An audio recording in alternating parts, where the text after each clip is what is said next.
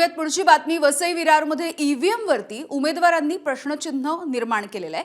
याचं कारण म्हणजे निवडणुकीच्या प्रक्रियेवरच आता उमेदवारांनी संशय व्यक्त केलाय।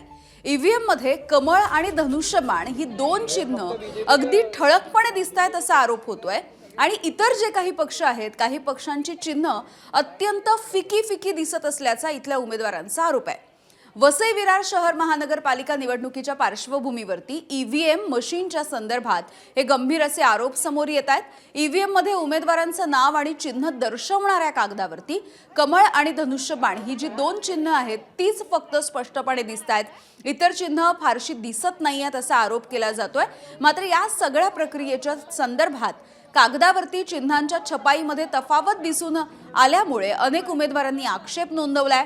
जर छपाईसाठी एकाच मशीनचा वापर करण्यात आला तर मग फक्त धनुष्यबाण आणि कमळ ही दोनच चिन्ह कशी काय ठळक दिसतायत असा सवाल देखील इथल्या उमेदवारांनी विचारलेला आहे आणि निवडणूक आयोगाच्या एकूणच कार्यपद्धतीवरती देखील त्यांनी संशय निर्माण केलाय।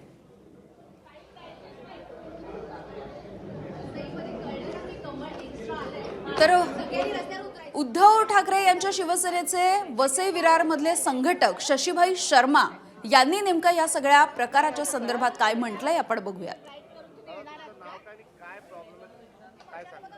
माझं नाव शशीभाई शर्मा, मी वसई विधानसभा संघटक शिवसेना उद्धव बाळासाहेब ठाकरे पक्षाचा मी प्रतिनिधी आहे आणि आज आम्हाला मुळात चिन्ह आणि पेट्या सील करण्यासाठी बोलवलेलं। तर आमचे सगळे उमेदवार आलेले 23, 24 आणि 26चे मुळात ज्या इलेक्शन कमिशन जे आम्हाला चिन्ह दिलेलं आहे हे चिन्हाची निशाणी बघा आणि जे बॅलेट ज्या मशीनवर जी निशाणी आहे ती एक माचीची कांडीसारखी आहे।